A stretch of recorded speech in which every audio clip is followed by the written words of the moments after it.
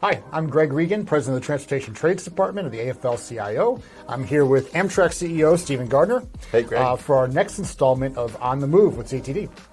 So first off, this is a very exciting time for Amtrak and I think for passenger rail across the country. Can you talk about the historic expansion that's happening in Amtrak and what we can expect in the future? Yeah, Greg, well, you're right. It's really incredible time to be in our industry and to be at Amtrak. For about 50 years, I think folks at Amtrak have been holding on, persevering, keeping a network together, growing it incrementally, and now we've got a chance to really modernize, improve, and expand because of the new funding from the bipartisan infrastructure law. So it's a huge opportunity. Luckily, we have been spending like the last decade trying to get ready for this moment and advocate for it, and we really appreciate the partnership with you and labor across the rail industry to advocate for investment. And now we're moving forward really in three areas. One, replacing all the old equipment, upgrading our stations, fixing all that old infrastructure that we inherited from 100 years ago.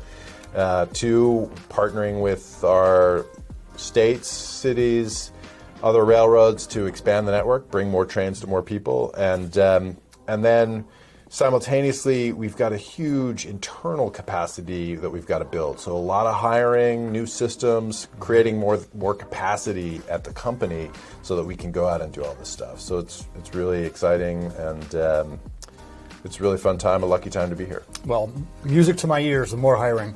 At the same time, and you and I know that we've advocated for decades between us for more investment, robust investment in passenger rail. And it seems just as we're on the cusp of making these major improvements in the system, you look at what some people in Congress are proposing, which would be a massive rollback of existing appropriations, annual appropriations for Amtrak. So how do you think that would affect, if those types of budget cuts would go through, how would that affect our opportunity we have here?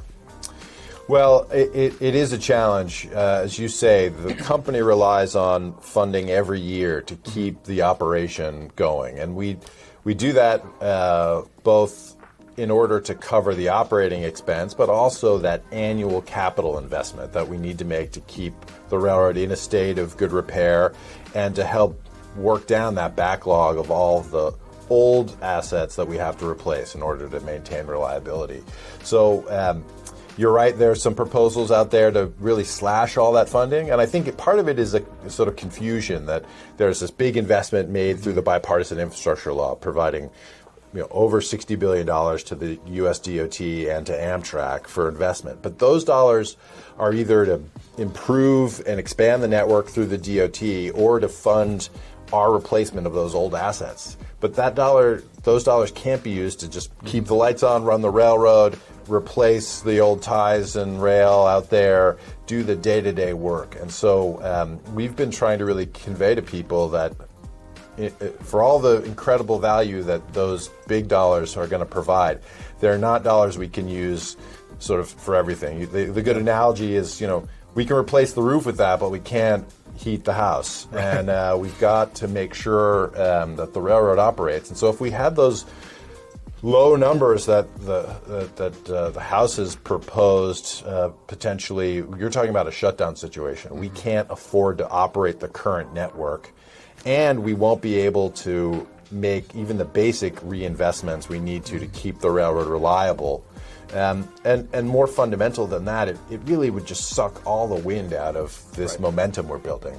And this momentum isn't just about Amtrak. It's about our state partners. It's about communities all over America. Everywhere I go, I have really the great job of talking to people about what rail could be, and I'm met with so much excitement and enthusiasm about folks who realize passenger rail can be part of the 21st century mobility plan for America. And this kind of funding cut would just bring us back. It would basically shut down the railroad and put on ice all that opportunity of improving transportation for people. And it's not just Amtrak.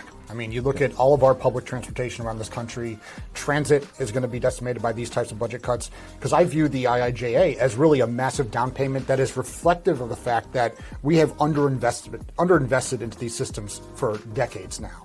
And to take the wind out of our sails, as you mentioned, would be a really short-sighted maneuver for policymakers to take right now.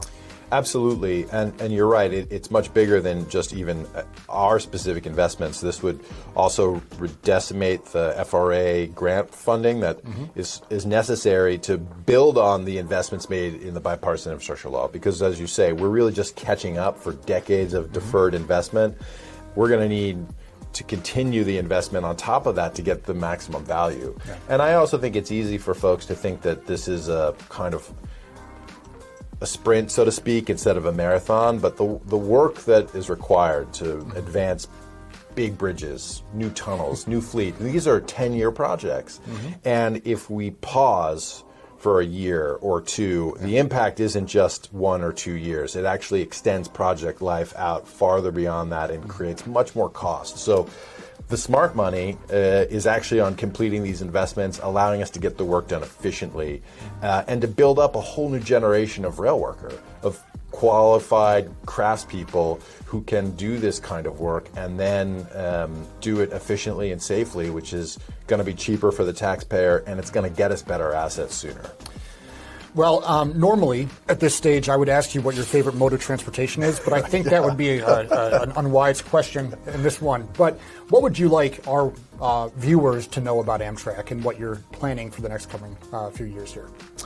Well, look, I think the sort of simple fact, and it's one that we don't talk about too much as a nation, is we have the largest rail system of any nation in the world. We have this huge latent asset from our view out there in the form of the current network. It needs to do a lot more to move both goods and freight, which most of it moves today, and people. And we're really focused on how do we make better use of this rail system for the benefit of the nation.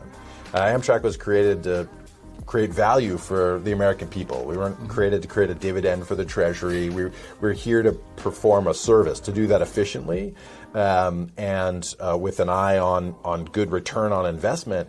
But we're really focused on how we get more value for the taxpayer and how we serve more people, because the nation's grown a ton since Amtrak was formed. Our network has not kept pace. Lots of parts of America we don't serve well. And it's the partnership that we have with organizations like yours, with our employees, and with the whole community of states and other governments that are going to help us take better advantage of this mode and make a difference. Well, I know I, for one, am very thankful that we have a partner as an employer, in this case with Amtrak, and I think we have an exciting future ahead, and I look forward to doing it with you.